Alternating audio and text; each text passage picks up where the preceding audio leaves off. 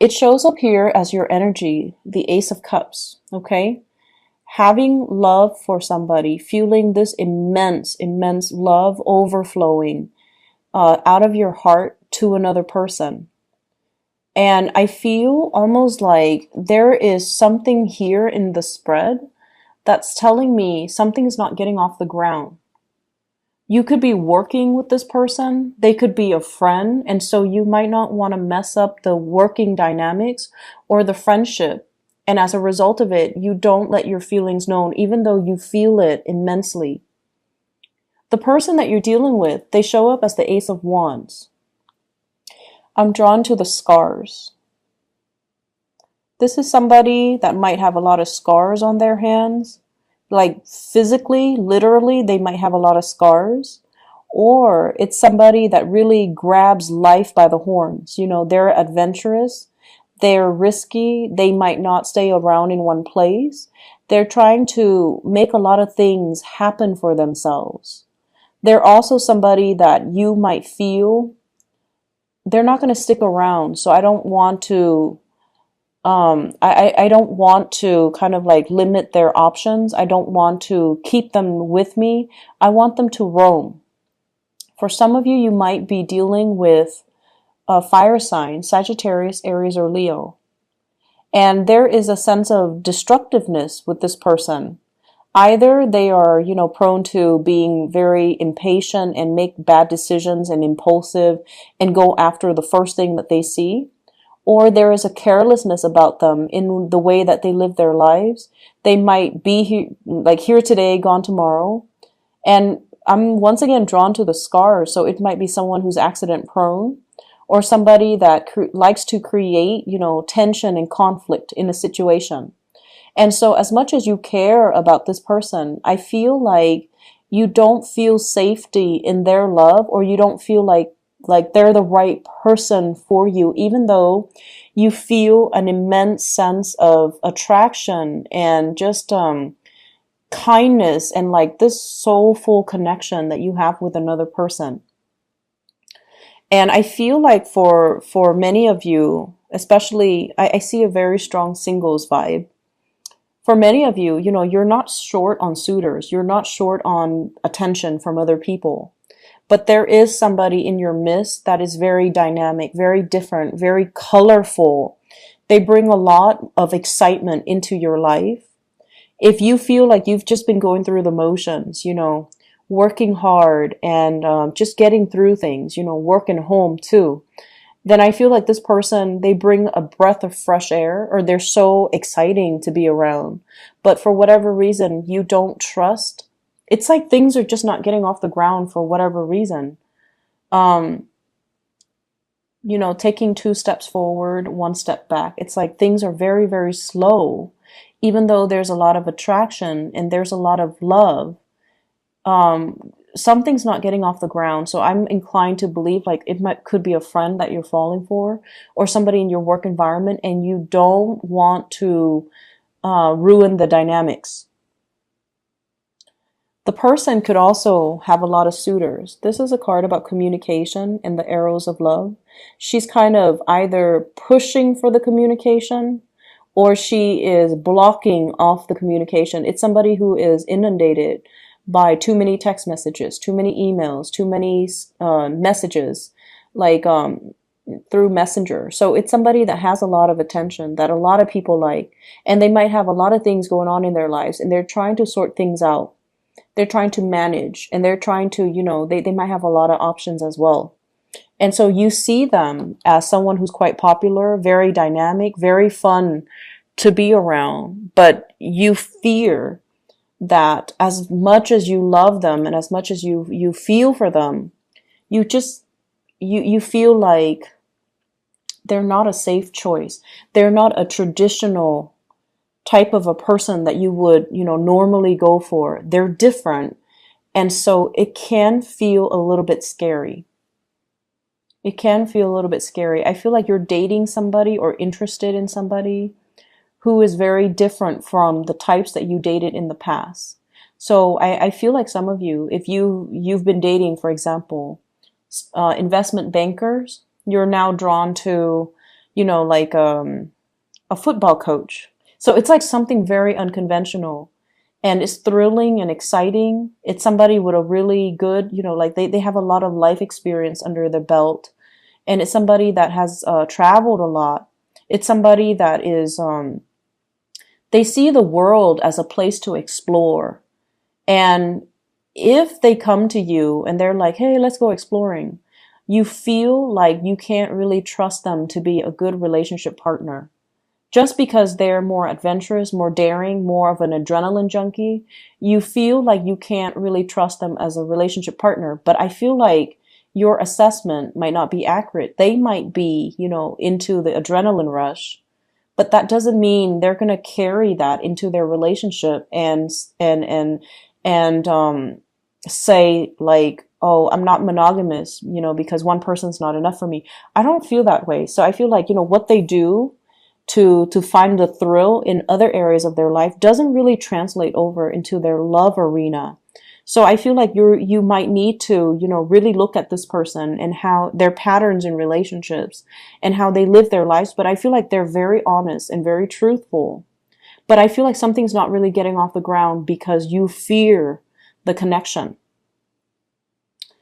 I feel like for others of you, there's another relationship partner as well. And what I have is somebody that's offering you something very solid, someone who's very hardworking, somebody who's like a safer choice. They're predictable. They're romantic. They're also like, they don't leave when the going gets rough. And they're somebody that stays around. They don't really like to experiment. They like the tried and true. And they're like a creature of habit. And I feel like it might be, an earth sign, a Taurus, a Virgo, or Capricorn. And I'm also feeling like you might be drawn to a workaholic, not an alcoholic, a workaholic, someone that takes their jobs really, really, really seriously. They might be a little bit dull and boring, and they're all work, work, work, and they don't really talk about anything else. And I feel like you want to offer this person some fun, some excitement, but it just seems like you can never get past that friend zone, okay, for whatever reason. It might be the environment that you're in. So bring them out of that environment and bring them into your world, and then introduce them to new things. I feel like it's just a matter of you taking the initiative to kind of bring them away from their natural habitat and then crossing over to your world so you can show them some fun. You can show them how you do things, so that the two of you can be alone. So finding alone time, I feel like if there's a stalled relationship or if things are just not really getting off the ground, finding a way for you to kind of bring them into your world, either solicit them for a date or, tell them to meet you for coffee, or tell them to, hey, why don't you take a break from work and come with me for a walk? Be very, very nonchalant about it, or be very like, just, be very, just don't come into it expecting, let's have a big date, just so you can make that initial connection with them and then get to know them a little bit better, because I feel like your initial assessment might not be accurate about a specific person. And so I feel like there is someone who's very exciting, and there then others of you who are dealing with someone who's like all work and no fun. And you find them really, really fascinating as well, even though, right off the bat, you feel like, oh, they're boring. They don't seem like they have anything else. They're just like so work focused. But I feel like your assessment of a person might not be accurate for this week. But either way, I feel many of you are naturally very, very drawn to another person, and you want to spend the time with them. I see many of you kind of like, every time, in conversation with other friends or other people, if their name comes up, you kind of, it rattles you a little bit. And I see somebody like right outside your door, you're outside their door, kind of hovering, trying to rehearse in your mind, like, what should I talk to them about? How should I need to plan out the conversation so that I have something to say. Otherwise, there's going to be that awkward silence. So I feel like you're trying to rehearse a conversation in your head, or you're trying to think of like talking points so that the conversation doesn't lag, or there's no lull in the conversation, and that would in turns, create the awkward silence. I see you wanting to get to know somebody, wanting to like, get them out of their element so that you can get to know them more on a personal level. But nothing is really being done. It's like admiring somebody from afar, but there's no concrete actions taken from your end to make it a reality. Okay. So this is something we need to work on. We need to make our intentions a little bit more known, and we need to be a little bit more verbal with, hey, why don't you take a step away from work and, go for a walk with me or get some coffee with me? Or you can say like, you've been working really hard. You want to take a break and, do this with me? I feel like that would be a really non-threatening, non-committal way to spend time with somebody in a platonic way without giving your intentions away. So if you don't want them to know that you like them, but you want to spend one-on-one time with them, it would be a really good way for you to, get your foot in the door. Okay. Other areas of your life, Libras, I feel like the emotional life spilling into this spread here. And what I'm seeing here is, we have the Justice card, which is your card. And what it's telling me is there needs to be a better balance of emotions and in the work environment, okay? Balancing out emotions in the work environment. And especially for those of you who are in positions of power. We have the Emperor here. This is someone who is very prominent, very revered and respected in the work environment. So if you are in a work environment where you're managing people, you're managing personnel, you need to learn to be very, very impartial and very fair. So that means treat one person the same way that you would treat another person. And, it seems very, very intuitive, right? But I feel almost like, and this is a natural inclination for all of us, we have people that we gravitate towards. We have people that we like more than others. We have people that we're a lot more compatible with than other people. And in a management position, we need to separate those personal relationships or those personal feelings in the way that we treat our personnel, in the way that we treat our coworkers, in the way that we treat other people. So erring on the side of fairness and integrity, I feel like that's going to be very crucial for you. It sets you apart as management material. And it also creates an environment, like a really good working dynamics in the team atmosphere where people can come to you because they know that you are very impartial and they know that you are fair-minded and you won't, so that you will give proper advice to everybody. So I feel like, being a lot more impartial, being more understanding, and being a little bit more, it's like taking the moral road, okay? Taking the high road, living up to your true potential, being a really good leader, and being very impartial in how you deal with your subordinates. And then for others of you who are not in management, supervisory, positions, I almost feel like you might be experiencing this in a work environment where you are admiring somebody because of their ability to solve problems or their ability to be very impartial and very fair. Even if they don't like somebody, they don't make it known. They just treat everybody like one person is exactly like the next. And I feel like that's really going to create like a paradigm shift within you. And I feel like you are in awe and admiration of this person. I see some of you as well, thinking about possibly shifting into a new work environment or having to travel a lot for work. I see you signing up for assignments. I see you as well.